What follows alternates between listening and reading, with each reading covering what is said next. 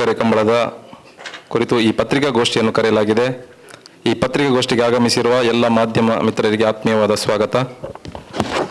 ಈ ಪತ್ರಿಕಾಗೋಷ್ಠಿಯಲ್ಲಿ ಉಪಸ್ಥಿತರಿರುವವರು ಮಂಗಳೂರು ಕಂಬಳ ಅಧ್ಯಕ್ಷರು ಮಾನ್ಯ ಸಂಸದರಾದ ಕ್ಯಾಪ್ಟನ್ ಬ್ರಿಜೇಶ್ ಚೌಟ ಅವರು, ಮಂಗಳೂರು ಕಂಬಳ ಸಮಿತಿಯ ಗೌರವ ಸಲಹೆಗಾರರಾದ ಪ್ರಸಾದ್ ಕುಮಾರ್ ಶೆಟ್ಟಿ ಅವರು, ಮಂಗಳೂರು ಕಂಬಳ ಸಮಿತಿಯ ಇನ್ನೋರ್ವ ಗೌರವ ಸಲಹೆಗಾರರಾದ ವಿಜಯಕುಮಾರ್ ಕಂಗಿನಮನೆ ಅವರು,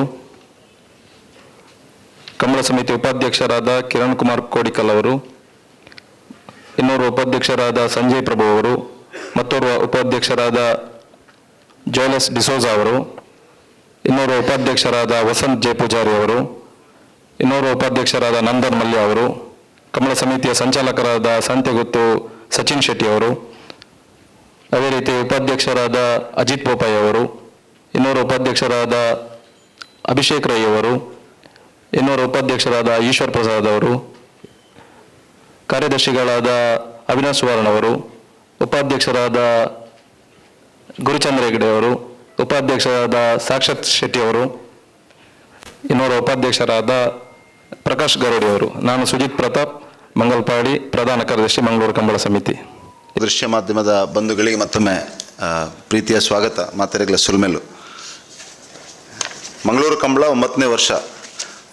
ಈ ಬಾರಿ ತಮ್ಮೆಲ್ಲರ ಸಹಕಾರದ ಜೊತೆ ಮಂಗಳೂರಿನ ಮಹಾಜನತೆಯ ಸಹಕಾರದ ಜೊತೆ, ಕಂಬಳ ಅಭಿಮಾನಿಗಳ ಸಹಕಾರದ ಜೊತೆ, ಜಿಲ್ಲಾ ಕಂಬಳ ಸಮಿತಿಯ ಸಹಕಾರದೊಂದಿಗೆ ನಮ್ಮ ವಿಶೇಷವಾಗಿ ಮಂಗಳೂರು ಕಂಬಳ ಸಮಿತಿಯ ಗೌರವಾಧ್ಯಕ್ಷರು, ಎಲ್ಲ ಪದಾಧಿಕಾರಿಗಳು ಮತ್ತು ಎಲ್ಲ ಸದಸ್ಯರ ಸಹಕಾರದೊಂದಿಗೆ ಈ ಬಾರಿ ಡಿಸೆಂಬರ್ 27ನೇ ತಾರೀಕಿಗೆ ಬೆಳಿಗ್ಗೆ 8:30 ಗಂಟೆಗೆ ಉದ್ಘಾಟನೆ ಆಗುವುದರ ಜೊತೆಗೆ ಮಂಗಳೂರು ಕಂಬಳ ನಡೀಲಿಕ್ಕಿದೆ. ತಮಗೆಲ್ಲರಿಗೂ ಗೊತ್ತಿರುವ ಹಾಗೆ ಮಂಗಳೂರು ಕಂಬಳ ಒಂದು ಯುವಕರ ವಿನೂತನವಾದಂಥ ಪ್ರಯತ್ನ. ನಗರದಲ್ಲಿ ಕಂಬಳವನ್ನು ಉಳಿಸಿ ಬೆಳೆಸಬೇಕು. ಮಂಗಳೂರು ಮಹಾನಗರದ ಜನರಿಗೆ ಮತ್ತು ಮಂಗಳೂರು ಮಹಾನಗರದಲ್ಲಿ ನೆಲೆಸಿರುವಂಥ ದೇಶ ವಿದೇಶದ ಜನರಿಗೆ ತುಳುನಾಡಿನ ಸಂಸ್ಕೃತಿಯ ಪರಿಚಯ ಆಗಬೇಕು. ನಮ್ಮ ಮುಂದಿನ ಪೀಳಿಗೆಯ ಮಕ್ಕಳಿಗೆ ತುಳುವ ಸಂಸ್ಕೃತಿಯನ್ನು ಅತ್ಯಂತ ಹತ್ತಿರದಿಂದ ನೋಡುವಂಥ ಒಂದು ಅವಕಾಶವನ್ನು ಒದಗಿಸಿಕೊಡಬೇಕು. ಮತ್ತು ತುಳುವ ಸಂಸ್ಕೃತಿ ಸೂರ್ಯಚಂದ್ರ ಇರುವವರೆಗೆ ಸದಾಕಾಲ ಇರಬೇಕು ಅನ್ನುವಂಥ ಉದ್ದೇಶವನ್ನು ಇಟ್ಕೊಂಡು ಪ್ರಾರಂಭ ಮಾಡಿದಂಥ ಒಂದು ಸಣ್ಣ ಪ್ರಯತ್ನ ಇವತ್ತು ಎಲ್ಲ ಜನರ ಸಹಕಾರದೊಂದಿಗೆ, ಮಾಧ್ಯಮದವರ ಸಹಕಾರದೊಂದಿಗೆ, ಕಂಬಳ ಅಭಿಮಾನಿಗಳ ಸಹಕಾರದೊಂದಿಗೆ ಅತ್ಯಂತ ಯಶಸ್ವಿಯಾಗಿ ಗೋಲ್ಫಿನ್ ಸಿಟಿಯಲ್ಲಿ ನಡೆದುಕೊಂಡು ಬಂದಿರುವಂಥದ್ದು ತಮ್ಮೆಲ್ಲರ ಗಮನಕ್ಕೆ ಇದೆ. ಈ ಬಾರಿಯ ಕಂಬಳ ನಾವು ಪ್ರತಿ ವರ್ಷ ಕಂಬಳವನ್ನು ಹೇಗೆ ಎಲ್ಲರನ್ನ ಜೋಡಿಸಿಕೊಂಡು ಮಾಡಬೇಕು ಅನ್ನುವಂಥ ಉದ್ದೇಶವನ್ನು ಇಟ್ಕೊಂಡಿದೆ. It has to be inclusive. ಯಾಕೆ ಇನ್ಕ್ಲೂಸಿವ್ ಅಂದರೆ, ನಮ್ಮ ಉದ್ದೇಶ ಇರುವಂಥದ್ದು ಮುಂದಿನ ಪೀಳಿಗೆಗೆ ಕಂಬಳದ ಪರಿಚಯ ಆಗಬೇಕು. ನಗರ ಪ್ರದೇಶದಲ್ಲಿ ನೆಲೆಸಿರುವಂಥ ಜಿಲ್ಲೆಯ ಎಲ್ಲರೂ, ತುಳುನಾಡಿನ ಕೇಂದ್ರ ಸ್ಥಾನವಾಗಿರುವ ಮಂಗಳೂರಿನಲ್ಲಿ ಯಾರು ನೆಲೆಸಿದ್ದಾರೆ, ರಾಜ್ಯದ ದೇಶದ ಬೇರೆ ಬೇರೆ ಉದ್ಯೋಗಕ್ಕೋಸ್ಕರ ಇಲ್ಲಿ ಬಂದಿರೋರು ನೆಲೆಸಿದ್ದಾರೆ, ಅವರಿಗೆಲ್ಲರಿಗೂ ನಮ್ಮ ತುಳುನಾಡಿನ ಮಣ್ಣಿನ ಒಂದು ಕ್ರೀಡೆ ಆಗಿರುವಂಥ, ತುಳುನಾಡಿನ ಸಾಂಸ್ಕೃತಿಕ ಅಸ್ಮಿತೆ ಆಗಿರುವಂಥ ಕಂಬಳದ ಪರಿಚಯ ಆಗಬೇಕು ಅನ್ನುವಂಥ ದೃಷ್ಟಿಯಿಂದ, ಹಾಗಾಗಿ ಆಲ್ ಇನ್ಕ್ಲೂಸಿವ್ ಆಗಿ ಮಾಡಬೇಕು ಅನ್ನುವಂಥ ದೃಷ್ಟಿಯಿಂದ ನಾವು ಪ್ರತಿ ವರ್ಷವೂ ಕೂಡ ಏನಾದರೂ ಹೊಸತನ್ನು ಮಾಡಬೇಕು, ಕಂಬಳದ ಜೊತೆಗೆ ತುಳುನಾಡಿನ ಸಂಸ್ಕೃತಿಯ ಪರಿಚಯ ಆಗುವ ದೃಷ್ಟಿಯಿಂದ ಮಾಡಬೇಕು ಅನ್ನೋಂಥ ಉದ್ದೇಶವನ್ನು ಇಟ್ಕೊಂಡು ಕಳೆದ ಹಲವಾರು ವರ್ಷದಿಂದ ಬೇರೆ ಬೇರೆ ಕಾರ್ಯಕ್ರಮಗಳನ್ನು ಮಾಡ್ಕೊಂಡು ಬಂದಿದ್ದೇವೆ. ಈ ಬಾರಿ 9ನೇ ವರ್ಷ ಕಂಬಳ ಆಗಿರೋದ್ರಿಂದ 9 ಚಟುವಟಿಕೆಗಳನ್ನು ಮಾಡಬೇಕು ಅನ್ನುವಂಥದ್ದು ನಮ್ಮ ಉದ್ದೇಶ.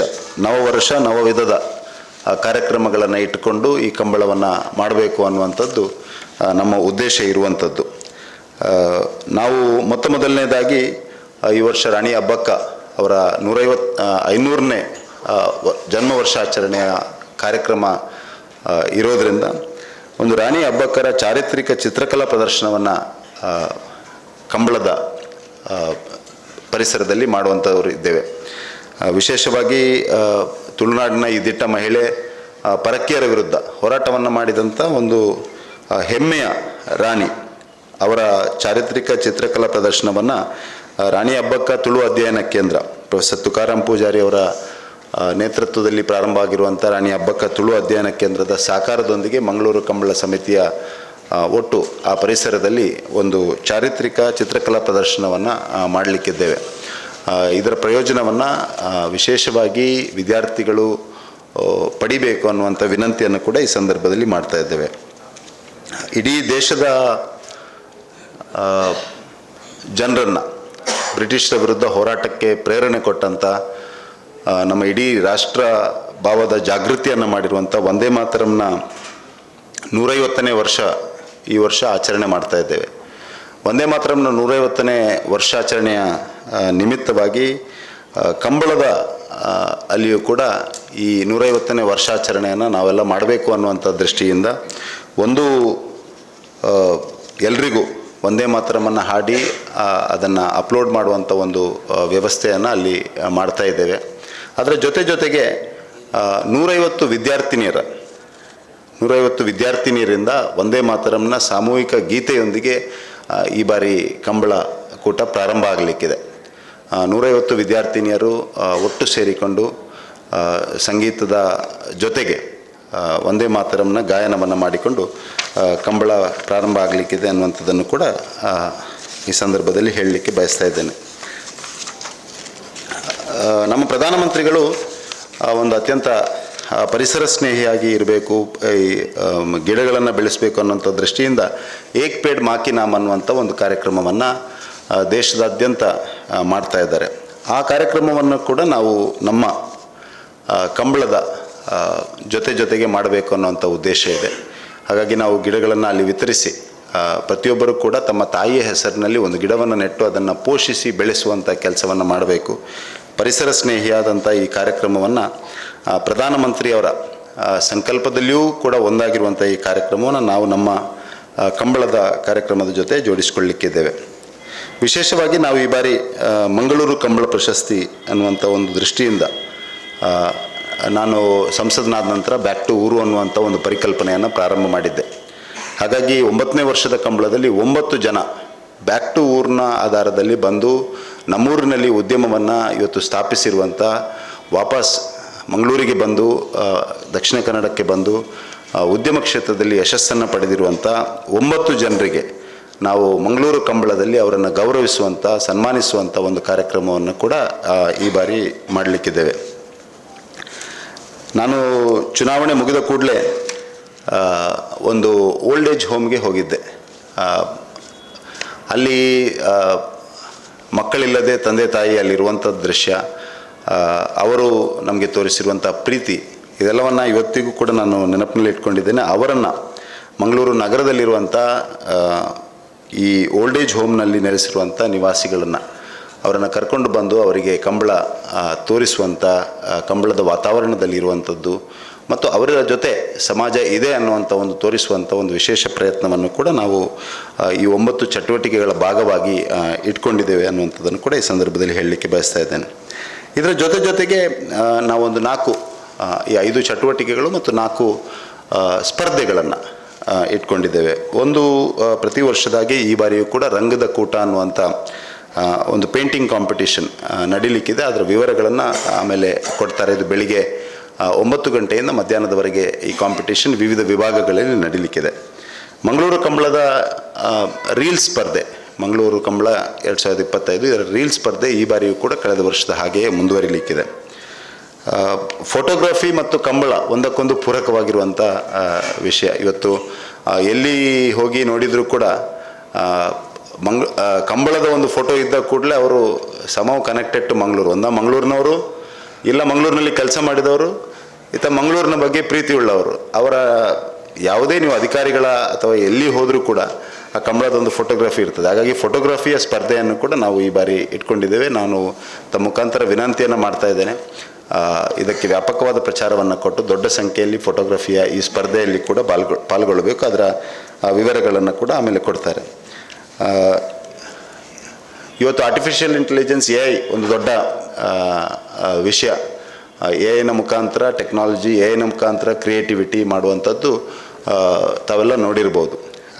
ಕ್ರಿಯೇಟಿವ್ ಯೋಧ ಅನ್ನುವಂಥ ಒಂದು ಕಾನ್ಸೆಪ್ಟನ್ನು ಇಟ್ಕೊಂಡು AIನ ಮುಖಾಂತರ ಕಂಬಳದ ಬಗ್ಗೆ ಕ್ರಿಯೇಟಿವನ್ನು ಮಾಡಬೇಕು. AIನ ಮುಖಾಂತರ ಮಂಗಳೂರು ಕಂಬಳದ ಕ್ರಿಯೇಟಿವನ್ನು ಮಾಡಿ ಅದರಲ್ಲಿ ಅತ್ಯುತ್ತಮ ಕ್ರಿಯೇಟಿವನ್ನು ಮಾಡಿದವರಿಗೆ ಒಂದು ಸ್ಪರ್ಧೆ, ಒಂದು ಅವಾರ್ಡ್ ಕೊಡುವಂಥದ್ದು. AI ಕ್ರಿಯೇಟಿವ್ ಯೋಧ ಅನ್ನುವಂಥ ಒಂದು ಈವೆಂಟನ್ನು ಕೂಡ ಈ ಬಾರಿ ನಾವು ಇಟ್ಕೊಂಡಿದ್ದೇವೆ. ಹಾಗಾಗಿ ಒಟ್ಟು ನವವರ್ಷ, ನವವಿಧದ ಕಾರ್ಯಕ್ರಮಗಳ ಜೊತೆಗೆ 9ನೇ ವರ್ಷದ ಮಂಗಳೂರು ಕಂಬಳದಲ್ಲಿ ಈ 9 ಚಟುವಟಿಕೆಗಳನ್ನು 9 ಆ್ಯಕ್ಟಿವಿಟೀಸ್ಗಳನ್ನು ಆಲ್ ಇನ್ಕ್ಲೂಸಿವ್ ಮಾಡುವಂಥ ದೃಷ್ಟಿಯಿಂದ ಮಕ್ಕಳು, ಹಿರಿಯರು, ದೊಡ್ಡವರು ಎಲ್ಲರೂ ಸೇರಿಕೊಂಡು ಮಂಗಳೂರು ಕಂಬಳದಲ್ಲಿ ಪಾಲ್ಗೊಳ್ಳಬೇಕು. ಮಂಗಳೂರು ಕಂಬಳ ತುಳುನಾಡಿನ ಸಂಸ್ಕೃತಿಯ ಒಂದು ಹಬ್ಬ ಆಗಬೇಕು ಅನ್ನುವಂಥ ದೃಷ್ಟಿಯನ್ನು ಇಟ್ಕೊಂಡು ಈ ಎಲ್ಲ ಕಾರ್ಯಕ್ರಮಗಳನ್ನು ನಾವು ಇಟ್ಕೊಂಡಿದ್ದೇವೆ. ನಮ್ಮ ನಗರ ದೇಶದ ಸೇಫೆಸ್ಟ್ ಸಿಟಿಯೂ ಹೌದು, ಹೆಲ್ದಿಯೆಸ್ಟ್ ಸಿಟಿಯೂ ಹೌದು, ಜೊತೆಗೆ ಒಂದು ಕ್ಲೀನೆಸ್ಟ್ ಸಿಟಿಯೂ ಹೌದು. ಹಾಗಾಗಿ ಇಂಥ ಕ್ಲೀನೆಸ್ಟ್ ಸಿಟಿಯಲ್ಲಿ ನಡೆಯುವಂಥ ಕಂಬಳ ಒಂದು ಸ್ವಚ್ಛ ಕಂಬಳ ಆಗಬೇಕು ಅನ್ನುವಂಥ ದೃಷ್ಟಿಯಿಂದ ನಾವು ಒಂದು ವಿಶೇಷ ಪ್ರಯತ್ನವನ್ನು ಮಾಡ್ತಾ ಇದ್ದೇವೆ. ಪ್ಲಾಸ್ಟಿಕ್ಕನ್ನು ಕಡಿಮೆ ಬಳಸುವಂಥದ್ದು ಈ ದೃಷ್ಟಿಯಿಂದ ಯೋಚನೆ ಮಾಡಿಕೊಂಡು ಒಂದು ಸ್ವಚ್ಛ ಕಂಬಳವಾಗಿ ಮಾಡುವಂಥ ಒಂದು ವಿಶೇಷ ಪ್ರಯತ್ನವನ್ನು ನಾವು ಈ ಬಾರಿ ಮಾಡ್ತಾ ಇದ್ದೇವೆ ಅನ್ನುವಂಥದ್ದನ್ನು ಕೂಡ ಈ ಸಂದರ್ಭದಲ್ಲಿ ಹೇಳಲಿಕ್ಕೆ ಬಯಸ್ತಾ ಇದ್ದೇನೆ. ಇಷ್ಟು ಚಟುವಟಿಕೆಗಳನ್ನು ಇಟ್ಕೊಂಡು ಈ ಬಾರಿಯ ಕಂಬಳ ನಡೀಲಿಕ್ಕಿದೆ. ಕಂಬಳದ ಉದ್ಘಾಟನೆ ಬೆಳಿಗ್ಗೆ 8:30 ಗಂಟೆಗೆ, ಶನಿವಾರ ಬೆಳಿಗ್ಗೆ 8:30 ಗಂಟೆಗೆ ನಮ್ಮ ಗರೋಡಿ ಬ್ರಹ್ಮ ಬೈದರ್ಕಳ ಕ್ಷೇತ್ರದ ಅಧ್ಯಕ್ಷರಾಗಿರುವಂಥ ಶ್ರೀ ಕೆ ಚಿತ್ತರಂಜನ್ ಅವರು ಪ್ರತಿ ವರ್ಷ ಅವರೇ ನಮ್ಮ ಕಂಬಳವನ್ನು ದೀಪ ಬೆಳಗಿಸಿ ಉದ್ಘಾಟನೆ ಮಾಡ್ತಾ ಇದ್ದಾರೆ. ಈ ಬಾರಿಯೂ ಕೂಡ ಅವರೇ ಉದ್ಘಾಟನೆಯನ್ನು ಮಾಡಲಿಕ್ಕಿದ್ದಾರೆ. ಸಾಯಂಕಾಲ ಸಭಾ ಕಾರ್ಯಕ್ರಮ ಸಂಜೆ 6 ಗಂಟೆಗೆ ನಡೀಲಿಕ್ಕಿದೆ. ಬಹುಮಾನ ವಿತರಣೆಯ ಕಾರ್ಯಕ್ರಮ ಮರುದಿವಸ ಬೆಳಿಗ್ಗೆ ನಡೀತದೆ. ಒಟ್ಟು 6 ವಿಭಾಗಗಳಲ್ಲಿ ಸ್ಪರ್ಧೆಗಳು ನಡೀಲಿಕ್ಕಿದೆ. ಅದು ಸ್ಪರ್ಧೆಗಳ ವಿವರವನ್ನು ವಿಜಯಕುಮಾರ್ ಅವರು ಕೊಡ್ತಾರೆ ತಮಗೆ. ಈ ಬಾರಿಯ ಕಂಬಳದಲ್ಲಿ ನಮ್ಮ ರಾಜ್ಯ BJP ಅಧ್ಯಕ್ಷರಾದಂಥ BY ವಿಜೇಂದ್ರ ಅವರು ಮತ್ತು ಸಂಸತ್ ಸದಸ್ಯರುಗಳು, ಶಾಸಕರು, ಜನಪ್ರತಿನಿಧಿಗಳು, ಧಾರ್ಮಿಕ ಮುಖಂಡರು, ಸಾಮಾಜಿಕ ಮುಖಂಡರು, ತಾವು ಮಾಧ್ಯಮದ ಸ್ನೇಹಿತರು ಮತ್ತು ಎಲ್ಲ ಕಂಬಳ ಅಭಿಮಾನಿಗಳಿಗೆ, ಸಮಸ್ತ ಕಂಬಳ ಅಭಿಮಾನಿಗಳಿಗೆ ನಾವು ಹೆಚ್ಚಿನವರಿಗೆ ಆಮಂತ್ರಣವನ್ನು ಕೊಟ್ಟಿದ್ದೇವೆ, ಫೋನ್ ಮಾಡಿ ಕರೆದಿದ್ದೇವೆ. ತಮ್ಮ ಮುಖಾಂತರ ಆಮಂತ್ರಣವನ್ನು ಕೊಡ್ತಾ ಇದ್ದೇವೆ. ಇದು ನಮ್ಮ ಕಂಬಳ ಆಗಬೇಕು, ಮಂಗಳೂರಿನ ಕಂಬಳ ಆಗಬೇಕು, ತುಳುವರ ಕಂಬಳ ಆಗಬೇಕು, ನಮ್ಮೆಲ್ಲರ ಕಂಬಳ ಆಗಬೇಕು. ಆ ರೀತಿಯಾಗಿ ಎಲ್ಲರೂ ಒಂದಾಗಿ ಒಟ್ಟಾಗಿ ಸೇರಿ ಈ ಕಂಬಳವನ್ನು ಯಶಸ್ವಿ ಮಾಡೋಣ ಅನ್ನುವಂಥ ವಿನಂತಿ ಮತ್ತು ನಮ್ಮ ಈ ಹೊಸ ಪ್ರಯತ್ನಗಳು ಎಲ್ಲರನ್ನು ಜೋಡಿಸಿಕೊಂಡು ಮಾಡಬೇಕು. 9 ಚಟುವಟಿಕೆಗಳನ್ನು ಮಾಡಬೇಕು. ಈ ಚಟುವಟಿಕೆಗಳು ಯಶಸ್ವಿ ಆಗಬೇಕಾದ್ರೆ ತಮ್ಮ ಸಹಕಾರ ಖಂಡಿತವಾಗಿಯೂ ಅಗತ್ಯ ಇದೆ. ತಾವು ಇದಕ್ಕೆ ವ್ಯಾಪಕವಾಗಿ ಪ್ರಚಾರ ಕೊಟ್ಟು ಇದರ ಯಾವ ಉದ್ದೇಶವನ್ನು ಇಟ್ಕೊಂಡು ನಾವು 9 ಚಟುವಟಿಕೆಗಳನ್ನು ಮಾಡುತ್ತೇವೆ, ಆದರೆ ಆ ಸ್ಪಿರಿಟನ್ನು ಅರ್ಥ ಮಾಡಿಕೊಂಡು ಆ ಸ್ಪಿರಿಟ್ನ ಆಧಾರದಲ್ಲಿ ಇದನ್ನು ತಾವು ಜನರಿಗೆ ಮುಟ್ಟಿಸಿದರೆ ಖಂಡಿತವಾಗಿಯೂ ಕಳೆದ 8 ವರ್ಷಗಳಲ್ಲಿ ಹೇಗೆ ಯಶಸ್ವಿಯಾಗಿ ಕಂಬಳ ನಡೆದಿದೆಯಾ, ಈ ವರ್ಷ ಅದಕ್ಕಿಂತಲೂ ಉತ್ತಮ ರೀತಿಯಲ್ಲಿ ಕಂಬಳ ಯಶಸ್ವಿಯಾಗಿ ನಡೀಲಿಕ್ಕೆ ಇದೆ ಅನ್ನುವಂಥದ್ದನ್ನು ಈ ಸಂದರ್ಭದಲ್ಲಿ ಹೇಳಲಿಕ್ಕೆ ಬಯಸ್ತಾ ಇದ್ದೇನೆ. ನಮ್ಮ ಗೌರವಾಧ್ಯಕ್ಷರಾದಂಥ ಶ್ರೀ ಕೆ ಪ್ರಕಾಶ್ ಶೆಟ್ಟಿ ಅವರು ಸಾಯಂಕಾಲದ ಸಭಾ ಕಾರ್ಯಕ್ರಮದ ಅಧ್ಯಕ್ಷತೆಯನ್ನು ವಹಿಸಲಿಕ್ಕಿದ್ದಾರೆ. ಸಾಯಂಕಾಲದ ಸಭಾ ಕಾರ್ಯಕ್ರಮದ ಸಂದರ್ಭದಲ್ಲಿ ಈ 9 ಜನ ಬ್ಯಾಕ್ ಟು ಊರಿನ ಕಲ್ಪನೆಯ ಆಧಾರದಲ್ಲಿ ವಾಪಸ್ ಬಂದು ಉದ್ಯಮವನ್ನು ಮಾಡಿರುವಂಥವರು, ಉದ್ಯಮದಲ್ಲಿ ಸಾಧನೆಯನ್ನು ಮಾಡಿರುವಂಥವರನ್ನು ಗೌರವಿಸುವಂಥ ಕೆಲಸವನ್ನು ಕೂಡ ಸಾಯಂಕಾಲದ ಹೊತ್ತಿಗೆ ನಾವು ಮಾಡಲಿಕ್ಕಿದೆ. ಉಳಿದ ಕಂಬಳದ ವಿವರಗಳನ್ನು ವಿಜಯಕುಮಾರ್ ಅವರು ಕೊಡ್ತಾರೆ. ಸ್ಪರ್ಧೆಯ ವಿವರವನ್ನು ಈಶ್ವರ್ ಅವರು ತಮಗೆ ನೀಡ್ತಾರೆ. ನಮ್ಮ ಮಂಗಳೂರು ಕಂಬಳ ಬಹುಶಃ ತುಳುನಾಡಿನ ಇತಿಹಾಸದಲ್ಲೇ ಬಹುಶಃ ನಾವು ನೆಮ್ಮದಿಯಿಂದ ಇರಬೇಕಾದ್ರೆ ಈ ದೇಶ ಕಾಯುವ ಗಡಿ ಕಾಯುವುದರಿಂದ ನಾವು ಜೀವಂತವಾಗಿ ಬದುಕಬೇಕು ಅಂತಿದ್ರೆ ರೈತನ ಬೆವರ ಹನಿಯಿಂದ ಬಂದಿರತಕ್ಕಂಥ ಭತ್ತ ಅಥವಾ ರಾಗಿ ಯಾವುದೇ ಇದ್ರೂ ಕೂಡ ಆ ಕೃಷಿಯಿಂದ ನಾವು ಬದುಕ್ತೀವಿ. ಆ ಎರಡನ್ನ ಬೆಸೆದಂಥ ಕಂಬಳ ಇದ್ದರೆ ಅದು ನಮ್ಮ ಮಂಗಳೂರು ಕಂಬಳ ಅಂತ ಹೇಳಲಿಕ್ಕೆ ನಾನು ಸಂತೋಷ ಪಡ್ತೇನೆ. ಕಂಬಳವೇ ಆಗುವುದಿಲ್ಲ ಅನ್ನುವಂಥ ಹಂತದಲ್ಲಿ ಕಂಬಳವನ್ನು ಪ್ರಾರಂಭ ಮಾಡಿದವರು ಕ್ಯಾಪ್ಟನ್ ಬ್ರಿಜೇಶ್ ಚವಟ ಅವರು. 9 ವರ್ಷಗಳ ಹಿಂದೆ ಬಹುಶಃ ಆ ವರ್ಷ ಸುಗ್ರೀವಾಜ್ಞೆ ಮುಖಾಂತರ ಕಂಬಳ ಆಗ್ತಾ ಇತ್ತು. ಮುಂದಿನ ದಿನಗಳಲ್ಲಿ ಆಗ್ತದೋ ಇಲ್ಲವೋ ಅನ್ನೋಂಥ ಭಯ ಇತ್ತು. ಆದರೂ ಧೈರ್ಯದಿಂದ ಆ ಕಂಬಳವನ್ನು ಪ್ರಾರಂಭ ಮಾಡಿ ಇದು 9ನೇ ವರ್ಷದ ಕಂಬಳೋತ್ಸವದಲ್ಲಿ ನಾವು ಈಗ ಪತ್ರಿಕಾಗೋಷ್ಠಿಯಲ್ಲಿದ್ದೇವೆ. ತುಳುನಾಡಿನ ಈ ಸಂಸ್ಕೃತಿ ಬೇರೆ ದೇಶದಲ್ಲಿ ನಾವು ಪ್ರವಾಸ ಹೋದಾಗ ನಮ್ಮ ತುಳುನಾಡಿನ ಕಂಬಳದವರು ಅಂತ ಹೇಳಿದರೆ ಹೆಮ್ಮೆ ಪಡ್ತಾ ಇದ್ದಾರೆ. ಬಹುಶಃ ಈ 9 ವರ್ಷಗಳಲ್ಲಿ ನಾವು ಎಣಿಸಿದಕ್ಕಿಂತ ಹೆಚ್ಚು ಈ ಕಂಬಳಕ್ಕೆ ಪ್ರಚಾರ ಸಿಕ್ಕಿದೆ. ಅದೆಲ್ಲವನ್ನ ಮಾಧ್ಯಮದ ಮೂಲಕ ನೀವೆಲ್ಲ ಕೊಟ್ಟಿದ್ದೀರಿ ಅಂತೇಳಿ ನಾನು ಭಾವಿಸ್ಕೊಳ್ತೇನೆ. ಅದೇ ರೀತಿ ಕಂಬಳದಲ್ಲಿ ಈಗ ಚಿನ್ನದ ಬೆಲೆ ಗಗನಕ್ಕೇರುತ್ತಿರುವ ಈ ಸಂದರ್ಭದಲ್ಲಿ ಈ ಜೂನಿಯರ್ ವಿಭಾಗದ ಕೋಣಗಳು ಅಂದರೆ ಹೆಚ್ಚಿನವರು ಸೀನಿಯರ್ ವಿಭಾಗದ ಕೋಣಗಳು ಲೆಕ್ಕದಲ್ಲಿರುವುದು, ಜೂನಿಯರ್ ವಿಭಾಗದ ಕೋಣಗಳು ಸರಿಸುಮಾರು 75-80 ಜೊತೆ ಬರ್ತವೆ. ಪ್ರತಿಯೊಂದು ಚಿಕ್ಕ ಕುಟುಂಬ ಕೂಡ ಅದನ್ನು ಸಾಕಿ ಅದರ ಜೊತೆ ಬಂದು ಕಂಬಳದಲ್ಲಿ ಪಾಲ್ಗೊಳ್ತಾ ಇದ್ದಾರೆ. ಆ ಹೆಚ್ಚಿನ ಸಂಖ್ಯೆಯಲ್ಲಿ ಭಾಗವಹಿಸುವ ಕೋಣಗಳು ಒಂದು ಸ್ಪರ್ಧೆಯ ದಿವಸ 9 ಸಲ ಓಡಬೇಕಾಗತ್ತೆ. ಜೂನಿಯರ್ ವಿಭಾಗದ ಕೋಣಗಳು, ಕಿರಿಯ ಪ್ರಾಯದ ಕೋಣಗಳು ಅಷ್ಟು ವೇಗವಾಗಿ ಓಡುತ್ತಾ 9 ಸಲ ಸ್ಪರ್ಧೆಯಲ್ಲಿರುವಂಥ ಕೋಣಗಳಿಗೆ ಈ ವರ್ಷ ಅತ್ಯಂತ ಹೆಚ್ಚಿನ ಪ್ರಥಮವಾಗಿ ಜೂನಿಯರ್ ಕೋಣಗಳಿಗೆ 2 ಪವನ್ ಚಿನ್ನ ಮತ್ತು 1 ಪವನ್ ಚಿನ್ನದ ಪ್ರಥಮ ಕಂಬಳದು ಮಂಗಳೂರು ಕಂಬಳ ಅಂತ ಹೇಳಲಿಕ್ಕೆ ನಮಗೆ ಸಂತೋಷ ಆಗ್ತಾ ಇದೆ. ಹಗ್ಗ ಕಿರಿಯ ಅದು ನೇಗಿಲು ಕಿರಿಯ ವಿಭಾಗಕ್ಕೂ ಕೂಡ 2 ಪವನ್ 1 ಪವನ್ ಮೊತ್ತದ ಬಹುಮಾನವನ್ನು ನೀಡಿದಂಥ ಪ್ರಥಮ ಕಂಬಳ ಮಂಗಳೂರು ಕಂಬಳ. ಇದು ಸಿಗುವ ಬಹುಮಾನ ಇಬ್ಬರಿಗಾದರೂ ಕೂಡ ಒಂದು ದೊಡ್ಡ ಮೊತ್ತದ ಸ್ಪರ್ಧೆಯಲ್ಲಿ ನಾವು ಭಾಗವಹಿಸಿದ್ದೇವೆ ಅನ್ನುವಂಥ ಖುಷಿ ಎಲ್ರಿಗೂ ಸಿಗುತ್ತೆ. ಇಂದು ಬೇರೆ ಬೇರೆ ಸ್ಪರ್ಧೆಗಳಲ್ಲಿ ಮೊತ್ತಗಳನ್ನು ಜಾಸ್ತಿ ಮಾಡ್ತಿರುವ ಸಂದರ್ಭದಲ್ಲಿ ಮಂಗಳೂರು ಕಂಬಳ ಕೂಡ ಈ ಕೋಣಗಳ ಯಜಮಾನರಿಗೆ ಒಂದು ಪ್ರೋತ್ಸಾಹದಾಯಕವಾಗಿ ಒಂದು ಸ್ಫೂರ್ತಿಯನ್ನು ಕೊಟ್ಟಿದೆ ಅಂತೇಳಿ ನಾವು ಭಾವಿಸ್ಕೊಳ್ತೇವೆ. ಅದೇ ರೀತಿ ಬೆಳಿಗ್ಗೆ 8:30 ಗಂಟೆಗೆ ಉದ್ಘಾಟನೆ ನೆರವೇರಿದ ನಂತರ ಜೂನಿಯರ್ ವಿಭಾಗದ ಕೋಣಗಳಿಗೆ 45 ನಿಮಿಷಗಳ ಕಾಲಾವಕಾಶ ಕರೆಗೆ ಇಳಿಲಿಕ್ಕೆ, ಅಂದರೆ ಮಾರ್ಚ್ ಫಾಸ್ಟ್ಗೆ ಅವಕಾಶ ಇದೆ. ಆ ನಂತರ ಬಂದವರಿಗೆ ನೇರವಾಗಿ ಚಾನ್ಸ್ಗೆ ಓಡಬೇಕಾಗತ್ತೆ. 10:30 ಗಂಟೆಗೆ ಸರಿಯಾಗಿ ನೇಗಿಲು ಹಿರಿಯ ವಿಭಾಗದ ಕೋಣಗಳು, ಮಧ್ಯಾಹ್ನ 2 ರಿಂದ 3 ಗಂಟೆಯವರೆಗೆ ಹಗ್ಗ ಕಿರಿಯ ಮತ್ತು ಹಗ್ಗ ಹಿರಿಯ ವಿಭಾಗದ ಕೋಣಗಳು, 5:30 ಗಂಟೆಗೆ ಸರಿಯಾಗಿ ಕನ್ನಹಲಿಗೆ ಮತ್ತು ಅಡ್ಡಹಲಿಗೆಯ ಕೋಣಗಳನ್ನು ಕರೆಗೆ ಇಳಿಯುವಂಥ ವ್ಯವಸ್ಥೆ ಇದೆ. ಎಲ್ಲ ಕೋಣಗಳ ಯಜಮಾನರಲ್ಲಿ ನಾವು ವಿನಂತಿಯನ್ನು ಮಾಡಿದ್ದೇವೆ. ಹಿಂದಿನ ಕಂಬಳಗಳಲ್ಲಿ ಸೂಚನೆಯನ್ನು ಕೊಟ್ಟಿದ್ದೇವೆ. ಸಮಯದ ಪ್ರಜ್ಞೆಯನ್ನು ಈ ಕಂಬಳದಲ್ಲಿ ಅನುಷ್ಠಾನಕ್ಕೆ ತರ್ತೇವೆ. ಎಲ್ಲರ ಸಹಕಾರ ಸಿಕ್ಕಿದ್ರೆ ಒಂದು 23 ಗಂಟೆಯಲ್ಲಿ ಕಂಬಳವನ್ನು ಮುಗಿಸುವಂಥ ಪ್ರಯತ್ನ ನಮ್ಮ ಸಮಿತಿಯಿಂದ ಮಾಡ್ತೇವೆ ಅನ್ನೋದನ್ನು ಕೂಡ ಈ ಸಂದರ್ಭದಲ್ಲಿ ಹೇಳಲಿಕ್ಕೆ ಇಚ್ಛೆ ಪಡ್ತಾ ಇದ್ದೇನೆ. ಕಂಬಳ ಒಂದು ಯಶಸ್ವಿ ಕೂಟ ಆಗಬೇಕಿದ್ರೆ ಕೋಣಗಳ ಯಜಮಾನರು, ಓಟಗಾರರು, ಕೋಣಗಳನ್ನು ಪಳಗಿಸಿ ಬಿಡುವವರು, ಕಂಬಳದ ಸಂಘಟಕರು, ತೀರ್ಪುಗಾರರು ಜೊತೆಯಾಗಿ ಕೆಲಸ ಮಾಡಿದರೆ ಒಂದು ಕಂಬಳವನ್ನು ಯಶಸ್ವಿ ಕೂಟ ಮಾಡಬಹುದು ಅನ್ನೋದನ್ನು ನಾವು ತೋರಿಸ್ಕೊಟ್ಟಿದ್ದೇವೆ. ಅದನ್ನು ಈ ಮಂಗಳೂರು ಕಂಬಳದಲ್ಲಿ, ಅಂದರೆ ಬೇರೆ ಬೇರೆ ದೇಶದಿಂದ ಬಂದಿರತಕ್ಕಂಥ ವೀಕ್ಷಕರಿಗಾಗಲಿ, ನಮ್ಮ ರಾಜ್ಯದಿಂದ ಬೇರೆ ಬೇರೆ ಕಡೆಯಿಂದ ಬಂದಿರತಕ್ಕಂಥ ವೀಕ್ಷಕರಿಗಾಗಲಿ ಒಂದು ಕಂಬಳದ ಚೆನ್ನಾಗಿರುವಂಥ ಪರಿಚಯ ಆಗಬೇಕು. ಅದರ ಜೊತೆ ನಮ್ಮ ಚಿಕ್ಕ ಮಕ್ಕಳಿಗಿಟ್ಟಂತಹ ಸ್ಪರ್ಧೆಗಳು ಏನಿದೆ, ಮುಂದಿನ ದಿನಗಳಲ್ಲಿ ಕಂಬಳ ಅಂತ ಹೇಳಿದರೆ ನಮ್ಮ ತುಳುನಾಡಿನ ಒಂದು ಸಂಸ್ಕೃತಿ ಅನ್ನುವಂಥ ಭಾವನೆ ಬರಬೇಕು ಅನ್ನುವಂಥ ನಿಟ್ಟಿನಲ್ಲಿ ಈ ಎಲ್ಲ ಸ್ಪರ್ಧೆಗಳನ್ನು ಸತತವಾಗಿ ನಡೆಸ್ಕೊಂಡು ಬಂದಿರುತ್ತಾ ಈ ವರ್ಷ 9 ವಿಶೇಷ ಸ್ಪರ್ಧೆಗಳನ್ನು ಆಯೋಜನೆ ಮಾಡ್ತಾ ಇದ್ದೇವೆ. ಅದರ ಜೊತೆ ರೀಲ್ಸ್ ಮಾಡುವವರಿಗೆ ಕೂಡ ಒಂದು ಸ್ಪರ್ಧೆ ಇರಲಿ, ಅದರ ಜೊತೆ ಒಳ್ಳೆಯ ಆ ಕಂಬಳದ ರೀಲ್ಸ್ ಬರಲಿ ಅನ್ನುವಂಥ ಇಚ್ಛೆಯಿಂದ ಈ ಒಂದು ರೀಲ್ಸ್ನ ಸ್ಪರ್ಧೆಯನ್ನು ಕೂಡ ಇಟ್ಟಿದ್ದಾರೆ. ಅದೇ ರೀತಿ ಕಂಬಳ ಇಂದೊಂದು 160 ರಿಂದ 170 ಜೊತೆ ಕೋಣಗಳು ಭಾಗವಹಿಸುವಂಥ ನಿರೀಕ್ಷೆ ಇದೆ. ಹೆಚ್ಚಿನ ಸ್ಪರ್ಧಾತ್ಮಕ ಕೋಣಗಳು ನಮ್ಮ ಮಂಗಳೂರು ಕಂಬಳದಲ್ಲಿ ಭಾಗವಹಿಸ್ತವೆ. ಬೆಳಿಗ್ಗೆ ಪ್ರಾರಂಭ ಆದ ಕಂಬಳ ಮರುದಿವಸ 11 ಗಂಟೆಯೊಳಗೆ ಮುಕ್ತಾಯಗೊಳಿಸುವಂಥ ಪ್ರಯತ್ನವನ್ನು ನಾವೆಲ್ಲರೂ ಜೊತೆಯಾಗಿ ಸೇರಿ ಮಾಡ್ತೇವೆ ಅನ್ನೋ ಮಾತುಗಳನ್ನು ಈ ಸಂದರ್ಭದಲ್ಲಿ ಹೇಳಲಿಕ್ಕೆ ಇಚ್ಛೆ ಪಡ್ತಾ ಇದೆ. ಪ್ರತಿ ವರ್ಷದಂತೆ ಈ ಬಾರಿ ಕೂಡ ಪೇಂಟಿಂಗ್ ಕಾಂಪಿಟೇಷನ್ನ ಆಯೋಜನೆಯನ್ನು ಮಾಡಿದ್ದೀವಿ. ಕ್ಯಾಪ್ಟನ್ ಹೇಳಿದಂತೆ ಕಲರ್ ಕೂಟ ಎಂಬ ಶೀರ್ಷಿಕೆ ಅಡಿಯಲ್ಲಿ ಪೇಂಟಿಂಗ್ ಕಾಂಪಿಟೇಷನನ್ನು ಆಯೋಜಿಸಲಾಗಿದೆ. 4 ವಿಭಾಗ: ರಂಗದ ಕಿನ್ಯ, ರಂಗದ ಎಲ್ಯ, ರಂಗದ ಮಲ್ಲ ಹಾಗೂ ರಂಗದ ಕೂಟ.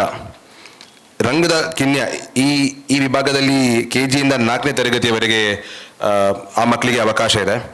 5 ರಿಂದ 7ನೇ ತರಗತಿಯ ಮಕ್ಕಳಿಗೆ ರಂಗದ ಎಲ್ಯ ಕೂಟದಲ್ಲಿ, ರಂಗದ ಮಲ್ಲ ಇದರಲ್ಲಿ 8 ರಿಂದ 10ನೇ ತರಗತಿಯ ಮಕ್ಕಳಿಗೆ, ರಂಗದ ಕೂಟ ಈ ವಿಭಾಗದಲ್ಲಿ ಮುಕ್ತ ಅವಕಾಶ ಇದೆ. ಸೊ ಆ ದಿವಸ ಮಕ್ಕಳಿಗೆ ಡ್ರಾಯಿಂಗ್ ಶೀಟನ್ನು ನಾವೇ ಕೊಡುವಂಥ ವ್ಯವಸ್ಥೆಯನ್ನು ಮಾಡಲಾಗಿದೆ. ಅಲ್ಲಿ ಈ ನಮ್ಮ ಕಾರ್ಯಕ್ರಮ ಉದ್ಘಾಟನೆ ಆದ ನಂತರ 8 ಕಾರ್ಯಕ್ರಮ ಉದ್ಘಾಟನೆ ಆಗುವಂಥದ್ದಿದೆ. 9 ಗಂಟೆಗೆ ಡ್ರಾಯಿಂಗ್ ಕಾಂಪಿಟೇಷನ್ ಅಂದರೆ ಪೇಂಟಿಂಗ್ ಕಾಂಪಿಟೇಷನ್ ಉದ್ಘಾಟನೆ ಆಗುತ್ತೆ. ಮಕ್ಕಳಿಗೆ ಅಲ್ಲಿಯೇ ಪೇಂಟಿಂಗನ್ನು ಮಾಡಿ 12:30 ಒಳಗೆ ಸಬ್ಮಿಟ್ ಮಾಡುವಂಥ ಅವಕಾಶ ಅಲ್ಲಿ ಇದೆ. ಅದನ್ನು ನಮ್ಮ ಮಂಗಳೂರು ಕಂಬಳ ಸಮಿತಿಯ ವತಿಯಿಂದ ನಮ್ಮ ಪ್ರೊಫೆಷ್ನಲ್ ಡ್ರಾಯಿಂಗ್ ಆರ್ಟಿಸ್ಟ್ಗಳು ಬಂದು ಅದನ್ನು ಜಡ್ಜ್ ಮಾಡುವಂಥ ವ್ಯವಸ್ಥೆ ಮಾಡಲಾಗಿದೆ. ಅದರ ಜೊತೆಗೆ ಆ ಪೇಂಟಿಂಗ್ ಕಾಂಪಿಟೇಷನ್ಗೆ ಒಂದು QR ಕೋಡನ್ನು ಈಗಾಗಲೇ ನಾವು ಸಾಮಾಜಿಕ ಜಾಲತಾಣಗಳಲ್ಲಿ, ಸೋಷಿಯಲ್ ಮೀಡಿಯಾದಲ್ಲಿ ಅದನ್ನು ಕಳಿಸ್ಕೊಟ್ಟಿದ್ದೀವಿ. ಅದರ ಮುಖಾಂತರ ನಮಗೆ ರಿಜಿಸ್ಟ್ರೇಷನ್ಸ್ಗಳು ಬರ್ತಿವೆ. ಅದರ ಜೊತೆಗೆ ಫೋಟೋಗ್ರಫಿ ಕಾಂಪಿಟೇಷನ್ ಈ ಬಾರಿ 27ನೇ ತಾರೀಕಿಗೆ, ಅಂದರೆ ಓನ್ಲಿ ಒಂದು 27th ಡಿಸೆಂಬರ್ ಯಾವ ಫೋಟೋಗ್ರಫಿಯನ್ನು ನೀವು ಕ್ಲಿಕ್ ಮಾಡ್ತೀರೋ ಅದನ್ನು ಆ ದಿವಸ 11 ಗಂಟೆ ಒಳಗೆ 11:30 ಒಳಗೆ ಮ್ಯಾಕ್ಸಿಮಮ್ ಸಬ್ಮಿಟ್ ಮಾಡಲೇಬೇಕು. ಯಾಕಂದರೆ ಮರು ದಿವಸ ಈ ಬಹುಮಾನ ನಮ್ಮ ಪ್ರೈಸ್ ಡಿಸ್ಟ್ರಿಬ್ಯೂಷನ್ ಆಗುವಂಥ ಸಂದರ್ಭದಲ್ಲಿ ಫೋಟೋಗ್ರಫಿಯ ಪ್ರೈಸನ್ನು ಕೂಡ ಅದೇ ದಿವಸ ನಾವು ಡಿಸ್ಟ್ರಿಬ್ಯೂಟ್ ಮಾಡ್ತೀವಿ. ಈ ವರ್ಷ ವಿಶೇಷವಾಗಿ ಅಂದರೆ ಪ್ರತಿ ವರ್ಷದಂತೆ ಕ್ಯಾಶ್ ಪ್ರೈಸನ್ನು ಇಟ್ಟಿದ್ದೀವಿ. ಫಸ್ಟ್ ಪ್ಲೇಸ್ಗೆ 10,000 ರೂಪಾಯಿ, ಸೆಕೆಂಡ್ ಪ್ಲೇಸ್ಗೆ 7,500 rupees, ಥರ್ಡ್ ಪ್ಲೇಸ್ಗೆ 5,000 rupees. ಅದರ ಜೊತೆಗೆ ರೀಲ್ಸ್ ಕಾಂಪಿಟೇಷನ್ ಅನ್ನು ಕೂಡ ಆಯೋಜನೆ ಮಾಡಿದ್ದೀವಿ. ರೀಲ್ಸ್ ಕಾಂಪಿಟೇಷನ್ ಪ್ರತಿ ವರ್ಷದಂತೆ ಈ ಬಾರಿಯೂ ಕೂಡ 27ನೇ ತಾರೀಕು ಮತ್ತು 28ನೇ ತಾರೀಕು ಅಂದರೆ ನಮ್ಮ ಮಂಗಳೂರು ಕನ್ನಡದಲ್ಲಿ ಶೂಟ್ ಮಾಡಿರುವಂಥ ರೀಲ್ಸ್, ಫೋಟೋಗ್ರಫಿ ಹಾಗೂ ರೀಲ್ಸ್ ನಮ್ಮ ಕನ್ನಡದಲ್ಲಿ ಶೂಟ್ ಮಾಡಿರುವಂಥದ್ದು ಅದನ್ನು ಅವರು ಅಪ್ಲೋಡ್ ಮಾಡಿ ಮಂಗಳೂರು ಕನ್ನಡ ಜೊತೆಗೆ ಕೊಲಾಬ್ರೇಷನ್ ಮಾಡಿ ರೀಲ್ಸನ್ನು 1 ವಾರ ಒಳಗೆ ನಾವು ಅನೌನ್ಸ್ ಮಾಡ್ತೀವಿ. ಯಾವ ರೀಲ್ಸ್ಗೆ ಹೈಯೆಸ್ಟ್ ವ್ಯೂಸ್ ಬರುತ್ತೆ ಅವರನ್ನು ಫಸ್ಟ್ ಪ್ಲೇಸ್ ಆಗಿ ನಾವು ಫಸ್ಟ್ ಪ್ಲೇಸ್ ಹಾಗೂ ಸೆಕೆಂಡ್ ಪ್ಲೇಸ್ ಹಾಗೂ ಥರ್ಡ್ ಪ್ಲೇಸ್ ಈ 3 ವಿಭಾಗದಲ್ಲಿ ಅವರನ್ನು ಗುರುತಿಸಿ ಅವರಿಗೆ ಬಹುಮಾನವನ್ನು ನೀಡ್ತೀವಿ 1 ವಾರದ ನಂತರ. ಅದರ ಜೊತೆಗೆ ಕ್ಯಾಪ್ಟನ್ನ ಪರಿಕಲ್ಪನೆ ಅಂತೆ ಇದು AI ಕ್ರಿಯೇಟಿವ್ ಯೋಧ ಅಂತ ಒಂದು ಆಯೋಜನೆಯನ್ನು ಮಾಡಿದ್ದೀವಿ ಈ ಬಾರಿ. AI ಕ್ರಿಯೇಟಿವ್ ಯೋಧ ಅಂದರೆ ನಮ್ಮ ಚಾಟ್ GPT ಇರ್ಬೋದು, ಜೆಮಿನೈ ಇರ್ಬೋದು, ಕ್ಲಾಡ್ ಇರ್ಬೋದು, ಇದು ಬೇರೆ ಬೇರೆ AI ಟೂಲ್ಸ್ಗಳು ಇವತ್ತು ನಾವು ನೋಡ್ಬೋದು. ಆಧುನಿಕತೆಯ ಪ್ರಭಾವದಿಂದ ಇವತ್ತು AI ನಾವು ಬೇರೆ ಬೇರೆ ಕ್ಷೇತ್ರದಲ್ಲಿ AI ಬಳಕೆ ಮಾಡ್ತೀವಿ. ವಿಶೇಷವಾಗಿ ಈ ಬಾರಿ ಮಂಗಳೂರು ಕಂಬಳದಲ್ಲಿ ನಮ್ಮ ತುಳುನಾಡಿನವರಾಗಿರ್ಬೋದು ಅಥವಾ ಬೇರೆ ಬೇರೆ ಊರಿನಿಂದ ಮಂಗಳೂರು ಕಂಬಳದ AI ಹೇಗೆ ಕ್ರಿಯೇಟಿವ್ ಆಗಿ ಅವರು ಅದನ್ನು ಬಳಕೆ ಮಾಡ್ತಾರೋ ಅದಕ್ಕೆ ಈ ಬಾರಿ ಒಂದು ಕಾಂಪಿಟೇಷನ್ ಅನ್ನು ಏರ್ಪಾಡು ಮಾಡಿದ್ದೀವಿ. ಇದರಲ್ಲಿ ವಿಶೇಷವಾಗಿ 26ನೇ ತಾರೀಕು ತನಕ ಅವರಿಗೆ ಅವಕಾಶ ಇದೆ. 26ನೇ ತಾರೀಕು ರಾತ್ರಿ 11 ಗಂಟೆಯ ಒಳಗೆ ಅವರು ಇದನ್ನು ಸೋಷಿಯಲ್ ಮೀಡಿಯಾದಲ್ಲಿ ಅಪ್ಲೋಡ್ ಮಾಡಬೇಕು. ನಮ್ಮ ಮಂಗಳೂರು ಕಂಬಳ ಜೊತೆಗೆ ಕೊಲಾಬ್ರೇಷನ್ ಮಾಡಿ AI ಒಂದು ಚಿತ್ರೀಕರಣ ಅಂದರೆ ನಮ್ಮ ಮಂಗಳೂರು ಕಂಬಳದ ಒಂದು ಕಾನ್ಸೆಪ್ಟ್ ಸಬ್ಜೆಕ್ಟನ್ನು ಮೈಂಡಲ್ಲಿ ಇಟ್ಕೊಂಡು ಅದನ್ನು ಅವರು ಸಬ್ಮಿಟ್ ಮಾಡಬೇಕು. ಇದಕ್ಕೆ ಅವಕಾಶ 26ನೇ ತಾರೀಕು ಒಳಗೆ ಮುಕ್ತಾಯ ಆಗುತ್ತೆ. ಇದಕ್ಕೆ ಯಾವ ವಿಭಾಗ ಅಥವಾ ಏನಿಲ್ಲ, ಯಾರಿಗೂ ಅಪ್ಲೋಡ್ ಮಾಡ್ಬೋದು. ಬರೀ ಸೋಷಿಯಲ್ ಮೀಡಿಯಾದಲ್ಲಿ ಅವರಿಗೆ ಅಪ್ಲೋಡ್ ಮಾಡುವಂಥ ಅವಕಾಶ ಇದೆ. ಇಷ್ಟು ಈ ನಾಲ್ಕು ಕಾಂಪಿಟೇಷನ್ಸ್ಗಳ ವಿವರ. Thank you.